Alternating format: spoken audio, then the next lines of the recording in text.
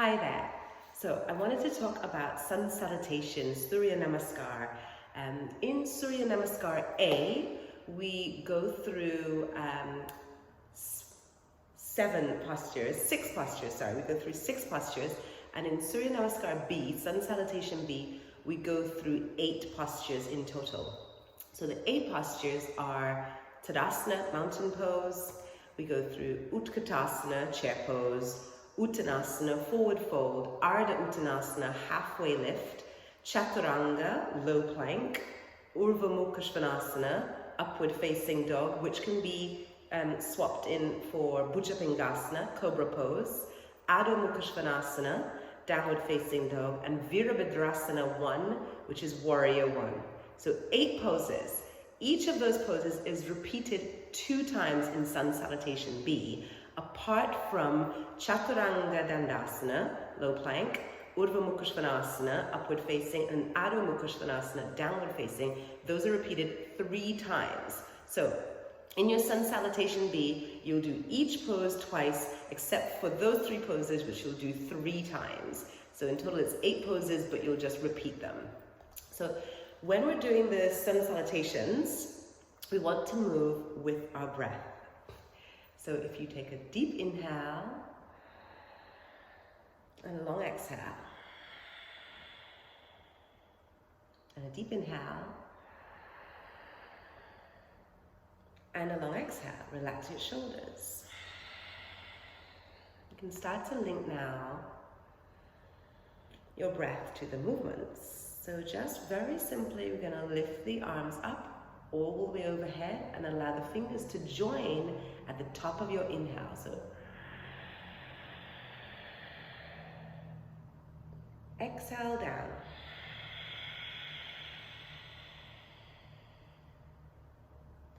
So we notice that we complete the movement with the breath. So rather than, and I'm still breathing, you're going to slow the movements down to match the breath. And this is the rhythm of your breath. No one else is in the room. No one else on your mat but you. So you move in conjunction with your breathing. So make sure to take deep filling breaths. In our yoga practice, we tend to use Ujjayi breathing, unless you're in pregnancy. Or we use golden thread breath, where the breath comes out through the mouth, like a long golden thread. For Ujjayi breath, we breathe in through the nose and out through the nose. So inhaling deeply, exhaling. And as you do so, you make the sound of waves in the back of the throat so that you can really hear the breath. It doesn't have to be so audible that it fills the whole room. It just has to be audible enough for you to be able to hear it, so that it keeps your focus and your concentration.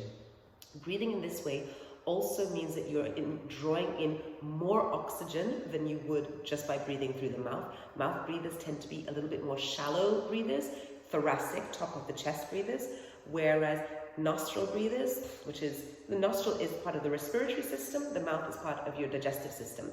The mouth is there as an escape hatch in case your nose gets blocked up. So we breathe in nice and deep,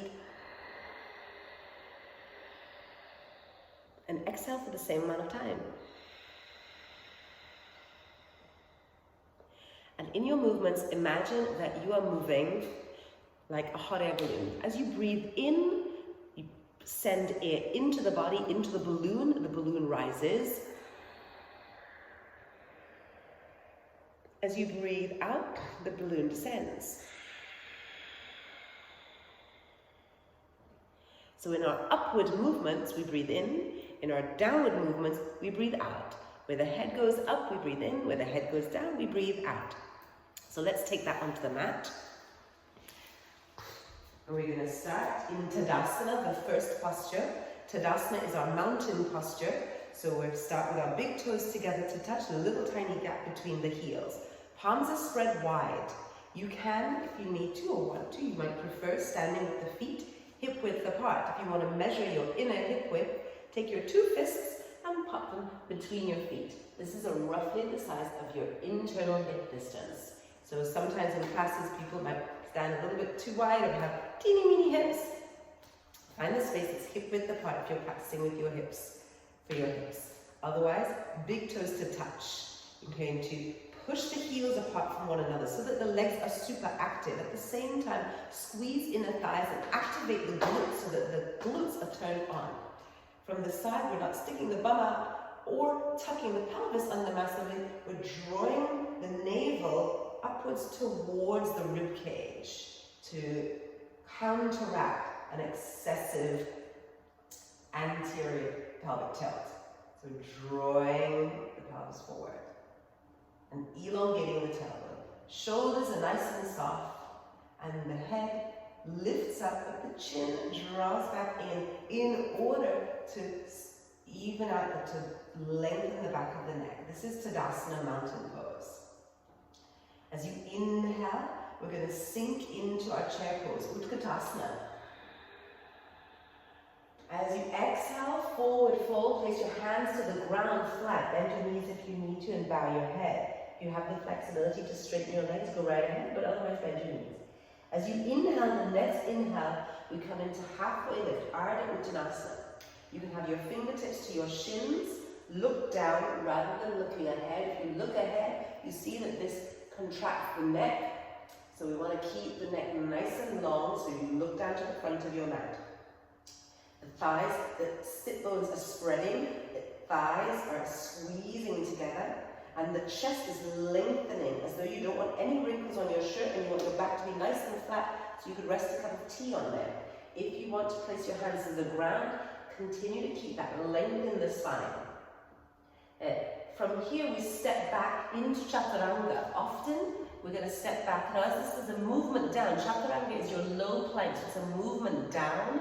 So you'll follow your out breath. So as we take an inhale to lift into halfway lift, our exhale takes us down. Now, you might find that you run out of puff. So if that's the case, you can start from your halfway lift inhale, exhale to step back, pause in high plank for an inhale. As you exhale, come all the way down. You have the option to bring your knees down, which takes a third of the body weight off. And keep your head down when you're just looking slightly forward. If you look all the way forward, you crunch your neck. From here, point the toes, glide the chest forward to come into low cobra or into up dog. Toes are pointed and thighs are off the ground. And then exhale, rolling back into your downward facing dog. So the option with your chaturanga, you can always step back and bring your knees down, making sure that you start with your shoulders directly over your wrists. As you come down, send your chest forward, because the aim is not to send the elbows back, the aim is to send the shoulders and chest forwards, yeah? So same with the legs straight, we're not sending the elbows back or out, the elbows are staying directly over the wrists as you come forward, so the shoulders are down, whether your knees are down or not. Getting the alignment of chaturanga, low plank, correct, will set you up for your practice in all sorts of ways in future, because it sets the alignment for things like arm balances, should you ever wish to go on to them. And if you're slightly struggling with arm balances, try thinking chaturanga as you go through. That'll be in another one of the Level Up Your Yoga videos. So come down into chaturanga. By all means, bring your knees to the ground if you want or need to. Forwards, and then shift the chest forwards and up, keeping this line of the shoulders directly over the wrists. Now, being a little bit careful to avoid this happening where the shoulders come forwards of the wrists. If this happens, this is going to cause excessive flexion through the wrist joint, which is going to eventually cause wear and tear on the wrist. So we want to kind of try to avoid that. So once we come down and up into our up dog or into our cobra, and with cobra pose, we stay as high as we can maybe take the hands away if needed. You can maybe lift a tiny bit more, drawing the chest forward, elbows in, before moving back into your downward facing dog. Take your in-breath to rise up into your warrior one. So in breath, so as you breathe in, step the foot forward. And this time I'm going to step the foot forward to the right wrist, not in between the hands. Because for warrior one, I'll just demonstrate this way. For warrior one, the hips want to face forwards. Yeah? So the hips are facing forwards. If you were to step your foot in between your hands, it's very difficult to turn that back hip forwards without risking twisting your knee joint, which we want to avoid at all costs. If you find that you step forward and that you're not able to swing your hip forward without damaging your knee, take your foot out to the side. This allows you to square your hips. Alternatively, you step your foot to the right, which is right behind or right, just right behind your right wrist as you rise up. Yeah. Now as you come down, so this is an inhale movement up. As you exhale, we're going to go all the way down into chaturanga. If you find that it is too much to exhale all the way down, stop in your high plank, take an inhale, and then exhale to come down. Alternatively, what we want to try to do is inhale up. As you exhale, as your hands meet the floor, step back and bend the elbows simultaneously. Then coming up into your up dog, move back into your downward facing dog. Let's try that on the left side. Left foot to left wrist. Right heel lands and the right toes face the top right corner of your mat. Inhaling all the way up. Right hip forward, left knee is on top of left ankle, following the left middle toe. As you exhale, hands meet the ground. Left foot steps back as the elbows simultaneously bend. Inhaling, we rise up. Exhaling, back into down dog. Stay here for 5 breaths. Inhale deeply and exhale deeply. If you want to measure out the length of your downward facing dog, come forwards into a high plank, making sure that your heels are directly on top of your toes and your shoulders are over your wrists. From here, contract lower belly and come back into your V shape. If you need to adjust by a little bit, then go right ahead. And if you need to have your knees bent, do so, but what we want to avoid is rounding the back excessively. So if anything, think about sticking your butt up in the air, sending the hips high, and lengthening through the spine. Once you're here, keep that length, and slowly by slowly, the legs can extend and the heels can start to sink towards the floor. If that doesn't happen for you, it's absolutely fine. We're all built different ways and we're all at different stages of this journey. Keep your knees bent, because if you start to straighten your legs, you might notice that your back wants to round. Instead, keep the spine long and sink when you're ready. So to come forward, we look to the front to the hands, bend the knees, look to the top. Option 1, you step forward. Option 2, you jump lightly as though you don't want to wake a sleeping baby next to you. And we're going into an upward motion when we land. So we take a deep breath in, breath out, step forward, breathe in deeply, straighten to halfway lift, exhale, fold, inhale, chair pose, exhale, Tadasana, stand tall. So let's try one round, and I'll follow with a loud breath so that you can hear clearly and go through the postures once again. So inhale deeply, Utkatasana, chair pose. Exhale, forward fold, hands to the ground, legs straight or knees bent. Inhale, halfway lift. Exhale, step back, bend the elbows as you step back to come all the way down, chaturanga. Inhaling into up dog, make sure that the shoulders are not going past your wrists.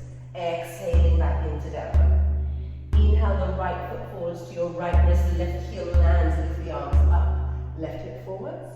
Exhale, hands to the ground, bend the elbows as you step back. Inhaling, lift your heart. Exhaling, back into down dog. right heel lands, rise up, gaze to the hands, the top. Exhale, hands to the ground. Bend the elbows as the foot steps back. Inhaling, rise up. Exhaling, downward facing dog. Inhale deeply. Exhale completely. Inhale. Exhale. Inhale. Exhale. Inhale deeply. Exhale. One more time. Inhale, lift up onto the toes. Exhale, bend your knees. Inhale, lift to the top of the mat. Exhale, step forward. Inhale, halfway lift. Exhale to fold. Inhale into chair pose. Exhale, stand tall. Yeah. So I'm going to go through this one more time, but this time I'm going to slow it down and modify the posture. So perhaps as you go through sun salutations, if you're doing perhaps a dedication with maybe like you might do 108 sun salutations, then we might want to at some points adjust how we're doing the sun salutations to look after your body and your energy. Or it might be that you're maybe wanting to take it a little bit smoother, a little bit slower today. Your choice. So let's start. Inhale, lift the arms up as you sink into chair pose. Exhale, forward fold, knees bent. Inhale, halfway lift, gaze the top of the mat. As you exhale, step back into high plank. Inhale here, exhale, knees to the ground, when the toes come down, shoulders forward. Inhale, lift into your low cobra. Exhale, move back through child's pose into downward facing dog. Inhale, the right foot forwards to your right hand. Exhale, land the left heel. Inhale, rise all the way up. Exhale, bring your hands down to the ground. Take an inhale to step the right foot back. Take an exhale to place the knees down, bend the elbows, point the toes, chest to the ground. Inhaling, lift the heart into low cobra. Exhale back through child's pose into downward facing dog. Inhale, that left foot forwards to the left wrist. Exhale, plant the heel. Inhale, rise up, look to the hands. Exhale, hands with the ground. Take an inhale to step the left foot back. Exhale, knees down if you wish, come all the way down. Inhaling, lift the chest. Exhaling back through child's pose into the downward facing dog. Inhale deeply. Exhale. Inhale. Exhale. Inhale. Spread your fingers wide. Exhale. Inhale. Exhale. Inhale. Look to your hands, bend your knees. Exhale. Step all the way to the top of the mat.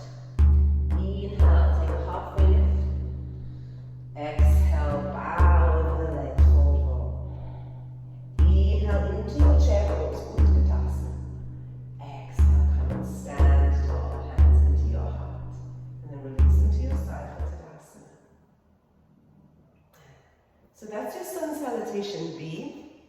One more important point to make, because chaturanga is one of my favorite poses, and I just think it's so important to get it right, because it helps so much with the alignment for lots of the other postures that we do. So chaturanga, when you come down, just remember my favorite thing to say, and I've said it so many times in classes, is you're coming down like uncooked spaghetti, not like overcooked pasta.